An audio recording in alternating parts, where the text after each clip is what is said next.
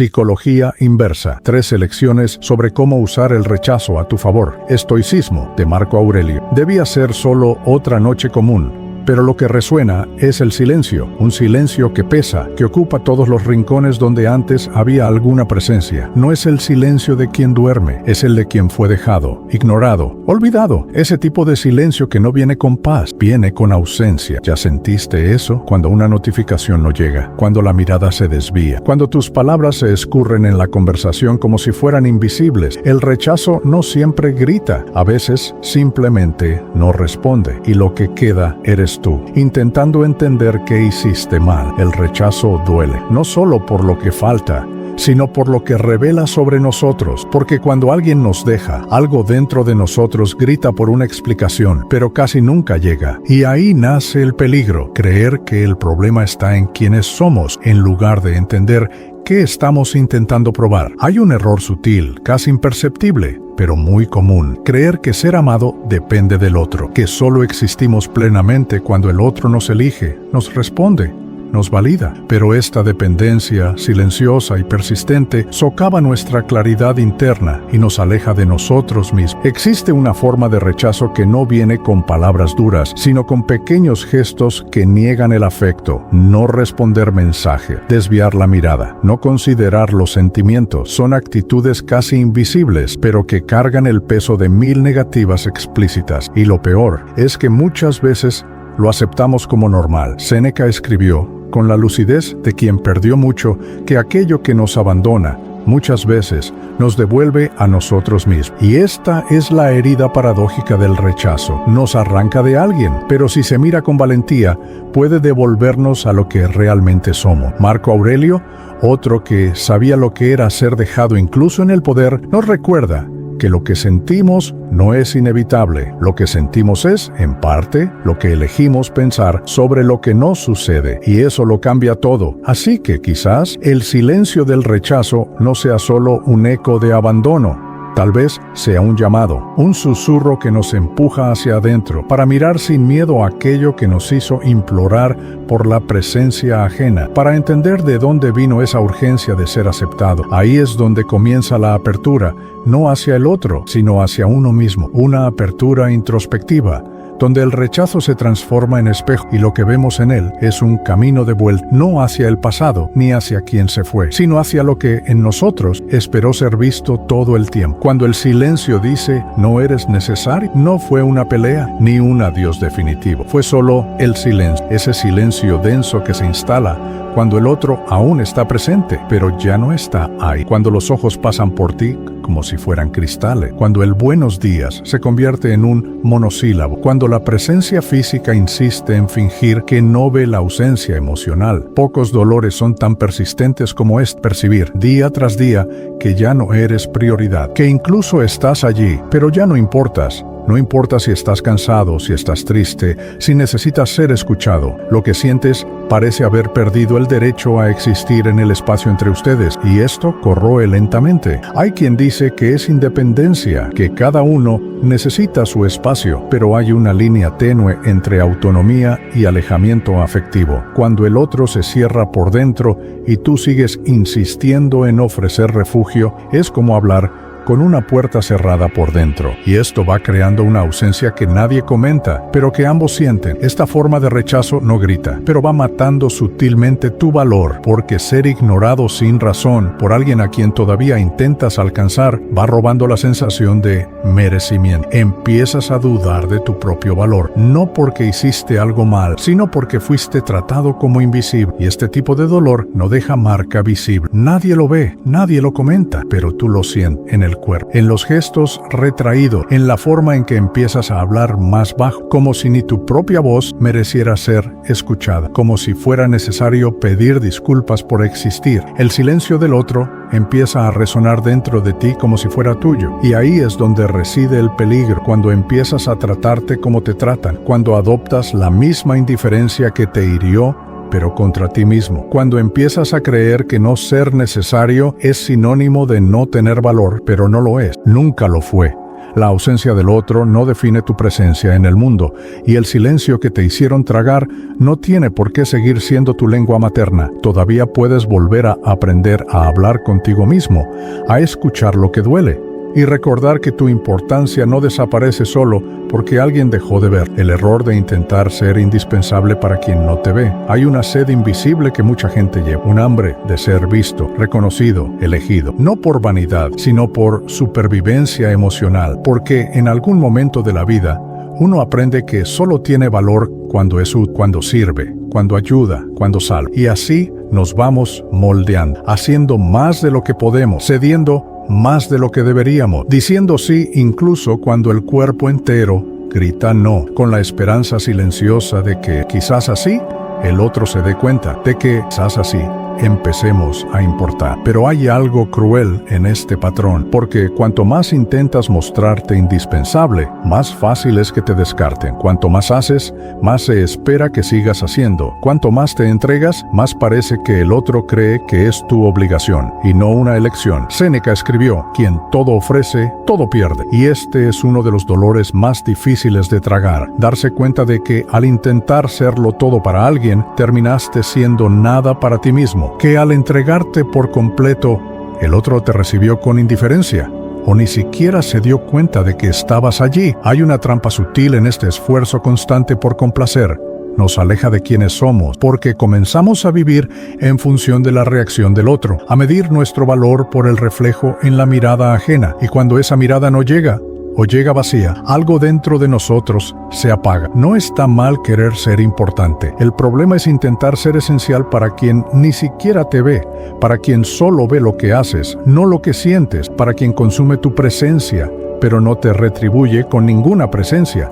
Y entonces uno tiene que enfrentar una verdad que duele, pero libera. El valor no está en cuanto eres necesario para alguien, está en cuanto logras ser verdadero con lo que sientes, incluso si eso significa irte de donde solo existes como función. Es una elección difícil, pero a veces es necesario dejar de ser útil para finalmente ser completo. El rechazo no es una sentencia, es una señal de ruptura de camino. Hay una pregunta que casi siempre aparece después de que nos dejan: ¿por qué no fui suficiente? Llega como un susurro, a veces como un grito, pero siempre cargada de culpa, como si el rechazo fuera un certificado de fracaso personal, como si el dolor de ser dejado confirmara que hay algo malo en quienes fuimos. Pero esa pregunta es una trampa, porque parte de una premisa cruel, la de que el amor del otro es prueba de nuestra validez. Y eso no es verdad. No siempre lo que termina es porque fue malo. No siempre lo que duele es porque te faltó algo.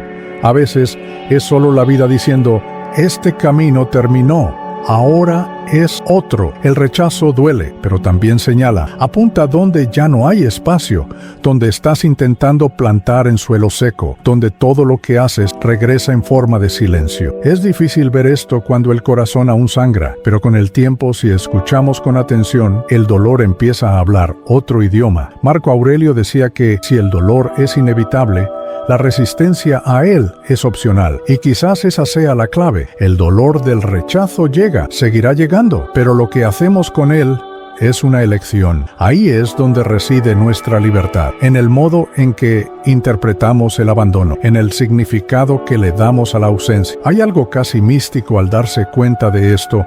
Cuando alguien se va, algo siempre regresa. A veces es tu autonomía, a veces es el silencio que necesitabas para escucharte. A veces es esa parte tuya que habías olvidado de tanto intentar agradar al otro. El fin de una presencia externa puede ser el comienzo de una reconexión interna. Así que no, el rechazo no es una sentencia. No es un fin, es solo un giro en el camino, un desvío que obliga a repensar los pasos, y quizás sea precisamente en ese desvío donde finalmente encuentres un pedazo de ti que nunca debió ser dejado atrás. 4. El ejercicio estoico de no perderse en el abandono. Algunos rechazos no vienen con palabras, vienen con ausencia, con mensajes que no llegan, promesas que se evaporan, ojos que antes buscaban los tuyos y ahora miran por encima, como si te hubieras convertido en parte del mobiliario. Y en esos momentos, el mayor peligro no es ser abandonado, es perderse en el abandono. Porque hay un tipo de desorientación emocional que nace cuando nos dejan sin explicación. La cabeza da vueltas, intentando entender. El pecho se oprime, como si el aire hubiera cambiado de densidad. Y sin darnos cuenta, nos vamos disolviendo en el intento de entender qué salió mal. Pero hay un ejercicio silencioso, profundamente estoico, que puede mantenernos anclados. Reconstruir en silencio. Hacer del abandono un punto de partida, no un punto final. No con ira, no con prisa, sino con presencia, con conciencia de lo que aún permanece en nosotros, incluso después de todo lo que se fue. Es en el diario de la noche donde comienza esta reconstrucción. No tiene por qué ser bonito, ni coherente. Basta con ser honesto. Basta con escribir: hoy no fui elegido, y aún así estoy aquí. Porque este simple acto de registrar el dolor sin huir, sin maquillajes, sin performance, ya es un gesto de reconexión con quienes somos por dentro. Y quizás te des cuenta en este proceso de que ya superaste cosas que jurabas que no soportarías, que ya te mantuviste en pie después de pérdidas mucho peores, que ya sobreviviste a silencios más crueles.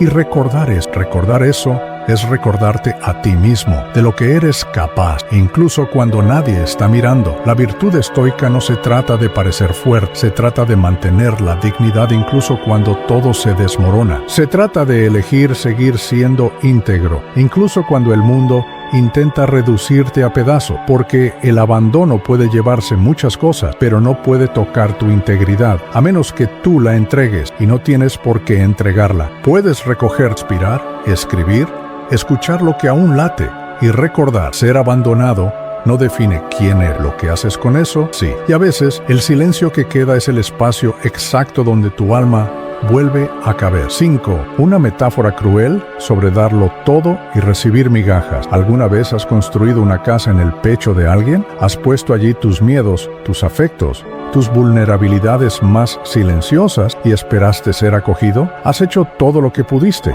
No por obligación, sino por amor. Y aún así, ¿nunca fuiste invitado a entrar de verdad? Hay un tipo de rechazo que no ocurre en la ruptura, ocurre en la continuidad. Cuando ofreces todo, pero recibes migajas. Cuando te entregas por completo, pero te mantienen al margen. Cuando cada gesto tuyo de cuidado encuentra el vacío como respuesta, y aún así persistes, porque crees que quizás el siguiente gesto sea suficiente. Pero hay una frase que necesita resonar, aunque duela. No es que di demasiado, es que me di a quien no sabe recibir. Y este es un dolor casi invisible, porque no proviene de un no claro. Proviene de un casi, de un quizás, de un eres especial, pero el estoico no ofrece esperando algo a cambio, ofrece por virtud, por elección, por integridad, porque sabe que la carencia no puede ser el motivo del cuidado, y aún así siente, sangra, sufre, solo que elige no perderse en ese sufrimiento. La casa que construyes en el pecho del otro necesita,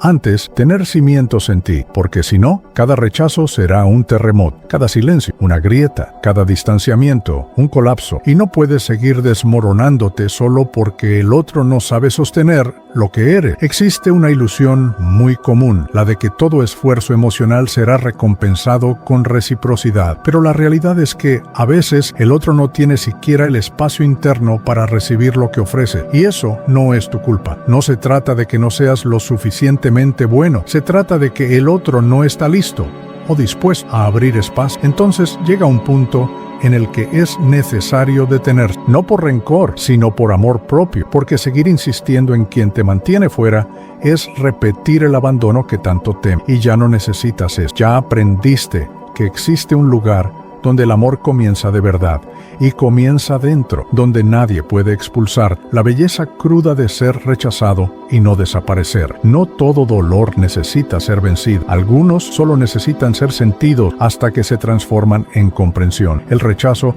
es uno de esos dolores. No avisa cuando llega y casi nunca pide permiso, pero una vez que entra, deja rastros por todas partes, en los gestos, en los pensamientos, en los silencios que elegimos mantener. La mayor trampa del rechazo es creer que nos disminuye, que porque alguien se fue, algo esencial en nosotros fue arrebatado. Pero la verdad más dura y más liberadora es que nadie puede robarnos de nosotros mismos, a menos que lo permitamos, a menos que nos abandonemos junto con ellos. Séneca decía, quien depende de los demás para ser íntegro, vivirá siempre en pedazo. Y quizás este sea el aprendizaje escondido detrás de cada no que recibimos. La necesidad de volver a uno mismo, de reconstruir con paciencia los pedazos que fueron dejados en manos equivocadas, de recordar que nuestra integridad nunca estuvo en la mirada ajena. Marco Aurelio escribió sobre el deber de no abandonarse, incluso cuando todos se vayan. Esto exige valor. No el valor de enfrentar el mundo, sino el valor de permanecer consigo mismo cuando todo parece vacío. El valor de mirarse en el espejo y decir, todavía estoy aquí. El rechazo, cuando se atraviesa con lucidez, deja de ser sobre quién se fue y pasa a ser sobre lo que necesitamos reencontrar dentro, sobre qué partes nuestras quedaron olvidadas en el esfuerzo por complacer, sobre el silencio que aprendimos a escuchar cuando ya no había nadie para responder. Y entonces, un día, sin aviso, algo brota en medio de las piedras, en medio de lo que parecía estéril, una pequeña flor silenciosa, firme, intacta, y te das cuenta que incluso rechazado, no desapareciste. Al contrario, finalmente comenzaste a existir de verdad. Ahora, respira. No apresures esta última sensación. Deja que se quede, que resuene, porque quizás en ese silencio final comiences a escucharte de una manera nueva. Y eso, por sí solo, ya es un nuevo comienzo.